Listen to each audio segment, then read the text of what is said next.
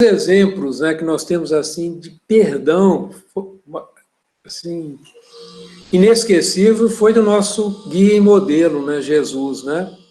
Quando Jesus estava no seu martírio, né, nos últimos momentos aqui, nesse plano em que vivemos, ele ora ao Pai e pede ao Pai: Pai, perdoa-lhes, porque não sabem o que fazem. Então, essa é uma lição que toca nossos corações até hoje, né? Então, nós vamos estudar hoje esse pedacinho, né, tão importante da oração dominical. E perdoa as nossas dívidas, assim como nós perdoamos aos nossos devedores. Está em Mateus, né, no seu versículo 10. E para hoje nós pegamos uma mensagem de Emmanuel que está na revista O Reformador, que nós vamos estar usando para comentar. Então, só lembrando, né, é a oração que Jesus nos ensinou: portanto, vós orareis assim: Pai nosso, que estais nos céus, santificado seja o teu nome, venha o teu reino, seja feita a tua vontade, assim na terra como no céu. O pão nosso de cada dia nos dá hoje. Perdoe, Pai, as nossas dívidas, assim como nós perdoamos aos nossos devedores. E a gente sempre volta um pouquinho nas bem-aventuranças, a gente vai começar a estudar essa questão do perdão através das bem-aventuranças, que é uma das virtudes que, à medida que a gente vai subindo ao monte, né, que a gente vai fazendo esse giro, a gente vai trabalhando a humildade, a resignação, a mansuetude, a fé. O perdão é uma das virtudes que nós devemos buscar, essa capacidade que a gente vai desenvolvendo até chegar a um ponto que a gente não se sente mais ofendido. Esse é, vamos dizer assim, a maestria, né? Quando as atitudes das pessoas, a gente nem precisa perdoar, porque elas não nos trazem nenhum dano. Mas isso já é um estágio evolutivo, né? Nesse rodar das bem-aventuranças, mas quem sabe um dia nós vamos chegar nesse estágio, né? De não mais se ofender, de não mais se sentir, vamos dizer assim, credor de ninguém, né? Perdão e compaixão. Perdão vem do latim perdonare, né? Que significa desculpar, absolver. E compaixão é uma virtude direta do perdão. Nós vamos falar hoje sobre a compaixão, que vem do latim compassione, sofrimento comum. Não é ter dó, pena, e sim ver no lugar da outra pessoa. Empatia. E quando uma pessoa nos ofende, e se a gente tiver essa capacidade de compaixão, a gente vai procurar se colocar no lugar dela. Ver por que ela teve essa atitude. Porque às vezes a pessoa está passando por uma situação de tanto sofrimento que às vezes ela nem percebe que está nos ofendendo. Então, essa capacidade de se colocar no outro é muito aquilo que Jesus fez quando estava na cruz. Pai, perdoa-lhes, porque eles não sabem o que fazem. Ele teve essa capacidade de empatia, de ver a dimensão da nossa ignorância. E a gente, à medida que a gente vai desenvolvendo a compaixão, nós vamos chegar nesse estágio onde a gente já não se ofende mais, onde a gente já não se sente mais credor. Então, a gente pegou essa mensagem do Reformador na luz da compaixão. E onde Emmanuel pega essa passagem das bem-aventuranças, que está em Mateus, no seu capítulo 5, versículo 7. Bem-aventurados, misericordiosos, porque eles receberão misericórdia. Perdoa para que você seja perdoado. À medida que você perdoa, você vai sendo perdoado. Até o dia que você já supera tudo isso, né? Então, nosso querido Emmanuel começa assim: Deixa que a luz da compaixão te clareie a rota para que a sombra não te para que a sombra te não envolva. Olha que coisa importante. Porque quando Jesus pede ao Pai o perdão, ele não se envolveu pela nossa ignorância. Ele soube ver, ele soube enxergar e deixou o exemplo para que a gente clareie a nossa rota. Por isso que ele diz que ele é o caminho, a verdade e a vida. Mas compaixão já é o início. A gente ir aprendendo a se colocar no lugar do outro, para que a gente não fique obscurecido. Porque quando a gente guarda uma mágoa no coração, é como beber um veneno. É como se mergulhar numa lama muito espessa, quase um pinche. É se enlamear todo. Então isso é algo que a Emmanuel está chamando a nossa atenção para que a sombra realmente, para que a gente não guarde a mágoa. Sofres a presença dos que te pisam as esperanças? Passa por isso? Quantos de nós não passam, né? Quantos de nós não sofrem pressão no trabalho, vamos dizer assim, incompreensões na família, né? E isso é comum. Mas aí ele dá o remédio, compaixão para eles, porque provavelmente eles não sabem o que estão fazendo. A gente usa uma expressão muito comum e fala assim, a pessoa está cuspindo no próprio prato que come. Quer dizer, ela está fazendo sofrer alguém que é muito, muito importante na vida dela. Mas essa pessoa ela tem que aprender a amar sem esperar realmente nada em troca. E um dos caminhos iniciais é ter compaixão. É se colocar no lugar da outra pessoa e perceber a dificuldade que ela tem de compreender determinadas coisas. Não é se colocar superior. Isso é um ponto importante. A gente não é melhor, porque cada um tem um desafio, tem uma dificuldade a superar. Mas em determinados pontos nós já conseguimos superar. Aí nós podemos ter esse sentimento rico, que é o sentimento da compaixão, e compreender que ele ainda não superou essa dificuldade. Mas vocês têm outras que precisam ser superadas. É isso que o Emmanuel está nos alertando. Ouves as palavras dos que te ironizam. Compaixão para eles. Né? Hoje em dia, quando as crianças sofrem esse tipo de ironia, né, chama de bullying, né? A gente gosta de botar nome em inglês em tudo. E muitas vezes nós precisamos ensinar isso para as nossas crianças que estão sofrendo esse tal desse bullying. Né? Olha, meu filho, tenha compaixão, porque ele realmente deve ter feridas tão grandes que para se aliviar ele precisa ironizar, né? Fazer esse bullying, porque ele está com dificuldade com ele mesmo. Então são sentimentos que à medida que a gente vai passando isso para as nossas crianças também, nós vamos fortalecendo esses nossos amados nessa capacidade de perdoar. Começando por ter compreensão por que as pessoas às vezes nos machucam.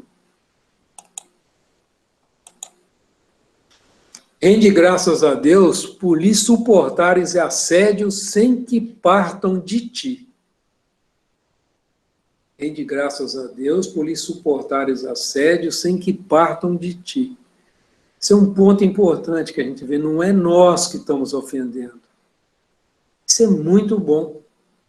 À medida que a gente vai aprendendo a não ofender, a não criar dívida, mesmo que tenha pessoas nos agredindo. É uma vitória. Porque nós já superamos aquela coisa antiga do olho por olho e dente por dente. Né? Porque Jesus veio trazer uma nova lei para a gente, que é a lei do amor, né? É a lei do perdão. Falar que é fácil, não vamos ser também hipócritas. Não é fácil. Mas se nós queremos realmente seguir o nosso modelo e guia, seguirmos a Jesus, tem outro caminho? Essa é uma pergunta que nós precisamos sempre fazer a nós mesmos. Precisava ter coragem para seguir os passos de Jesus. Ele não falou que ia ser, que nós não teríamos trabalho. Né? Dá trabalho. Mas quem não quer subir a um monte, né? Subir um monte das bem-aventuranças? Quem não quer?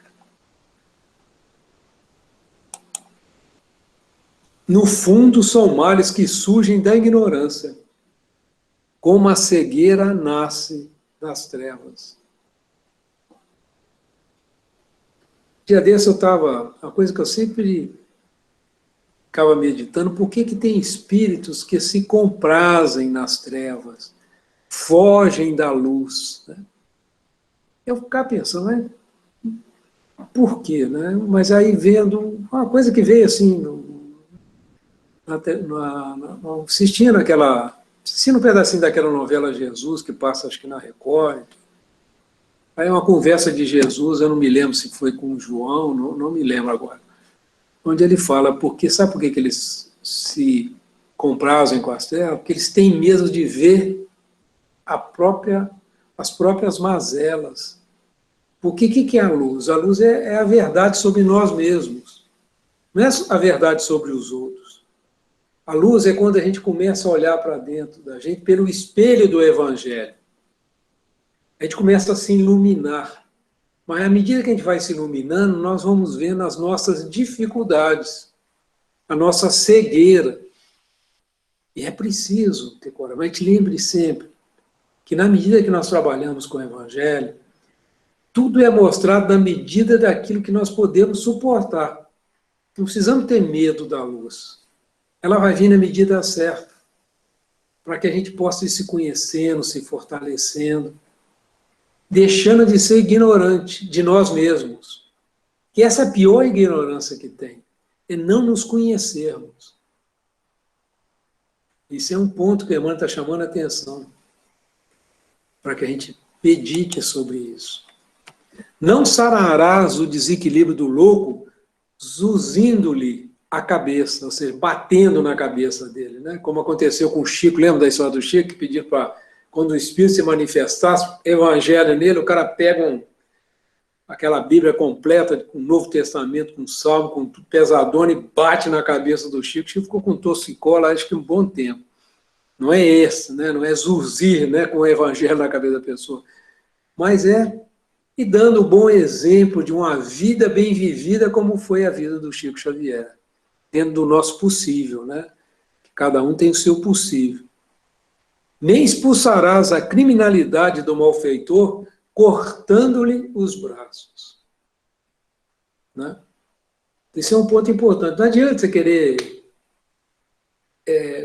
agredir a pessoa para que ela possa ver. É um movimento da pessoa, é da vontade dela. Agora, como que nós podemos tocar corações? Levando uma vida espelhada no Evangelho. Isso toca as pessoas. Mas não tenham ansiedade em relação a isso nunca. Mesmo aqueles que convivem com a gente, aqueles que se fazem filhos, né?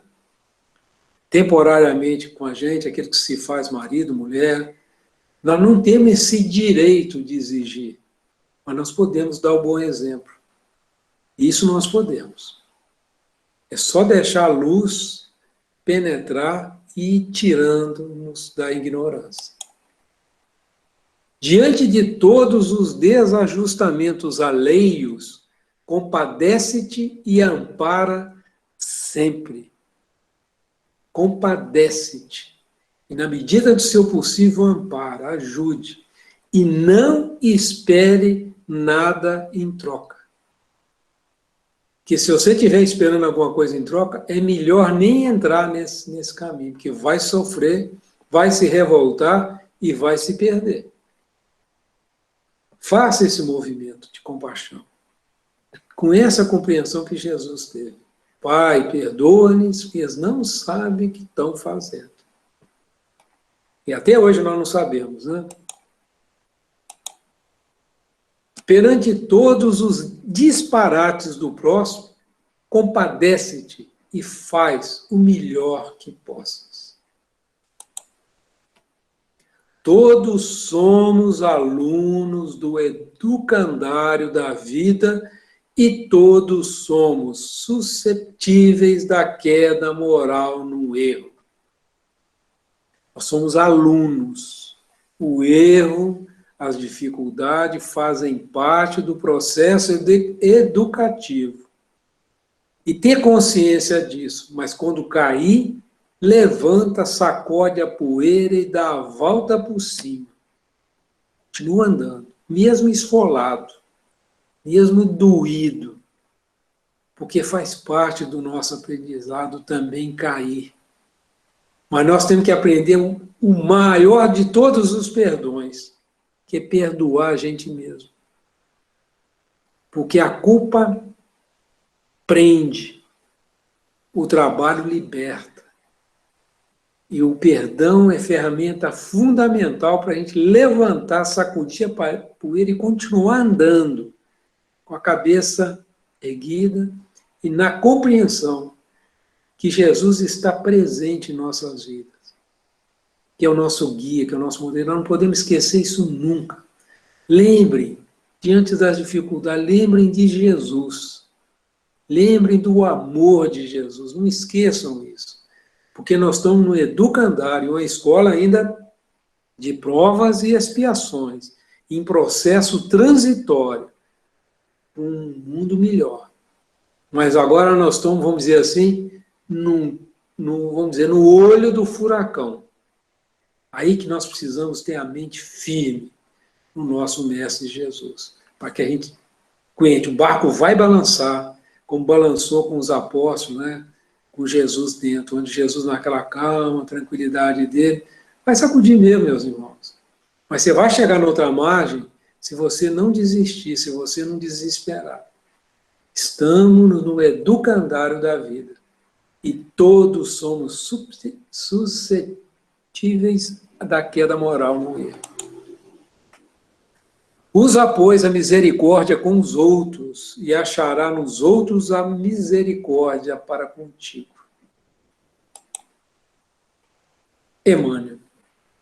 Nossa, uma lição bastante rica, né?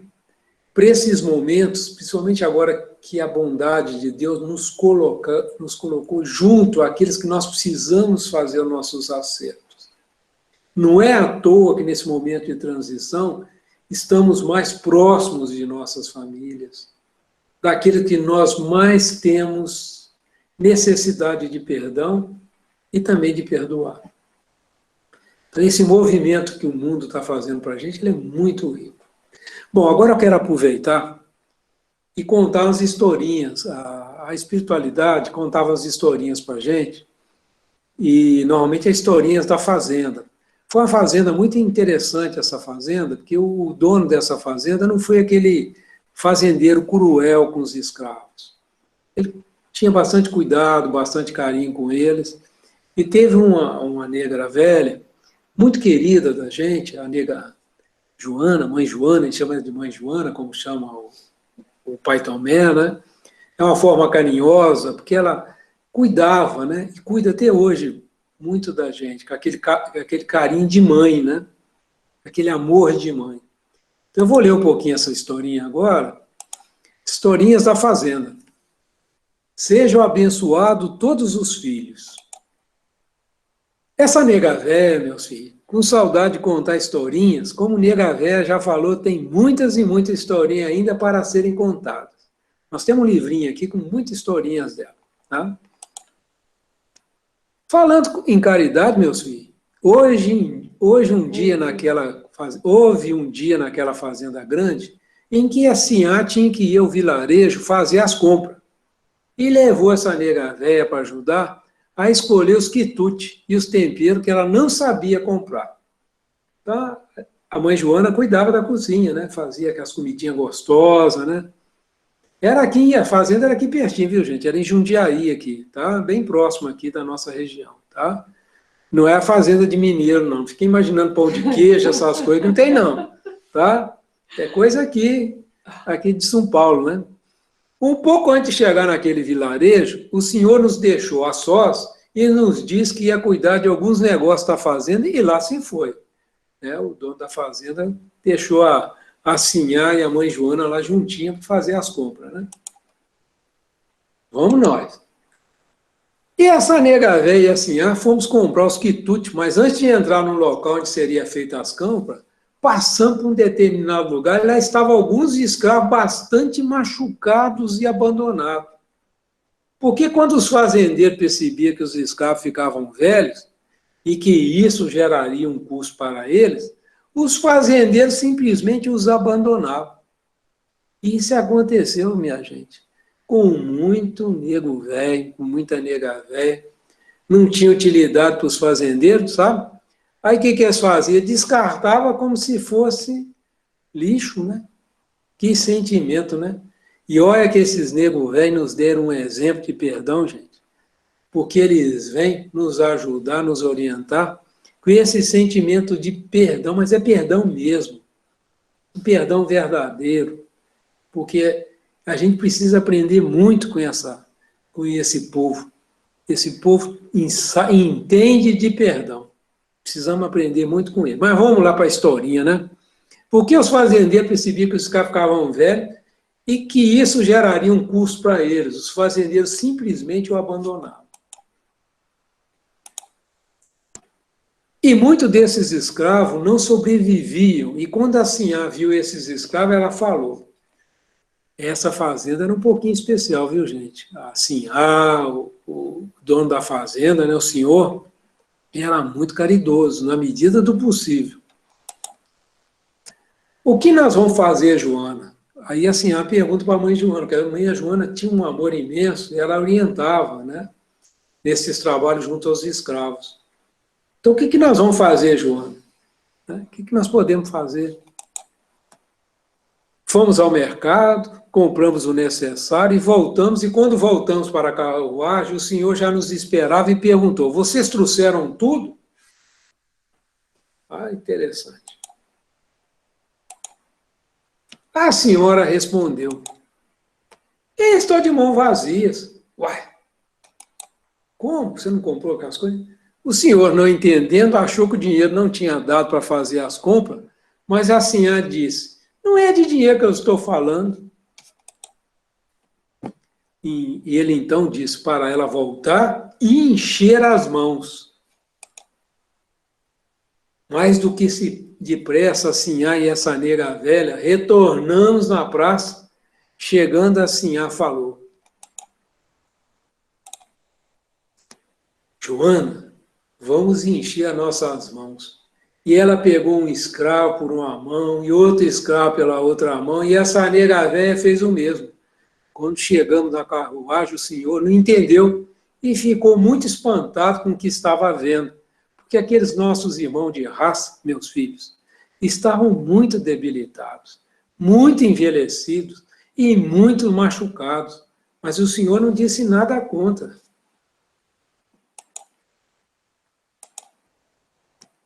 A Sinhá comentou que tinha que caber tudo naquela carruagem. E foi por um milagre que coube tudo dentro da carruagem. Porque os escravos não tinham condição de andar. E chegando na fazenda, foi arrumado um local improvisado para acolher aqueles irmãos com muita dores, com muita fome, e foram atendidos, conforme a necessidade se fazia e os recursos que se tinha. Eles permaneceram muito pouco tempo lá, mas antes de partir, eles falaram para a Sinhá numa tarde: senhora, nunca vimos tanta bondade. A senhora nos salvou do sentimento de revolta que trazíamos dentro de nós. E naquele dia nós conhecemos a bondade humana que nós não conhecíamos. E assim, meus filhos, todos eles foram para um mundo maior porque estavam muito machucados, mas foram salvos. Então, meus filhos, quando você sentir que as suas mãos estão vazias, encha, filhos, porque você pode estar salvando muitos e se salvando. Mãe Joana. E que Jesus nos abençoe.